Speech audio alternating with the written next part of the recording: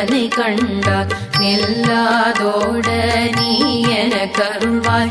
ஈரேழுலகம் என குறவாக ஆடும் பெண்ணும் அனைவரும் எனக்கா மண்ணாளரசரும் மகந்துறவாகவும் உன்னை துதிக்க உன் திருநாமம் சரஹண பவனே சைரொளி பவனே திரிபுர பவனே திகழொளி பவனே பரிபுர பவனே பவமொழி பவனே ஹரிதிரு மருகாய் அமராபதியை காத்து தேவர்கள் கடும் சிறை விடுத்தாய்.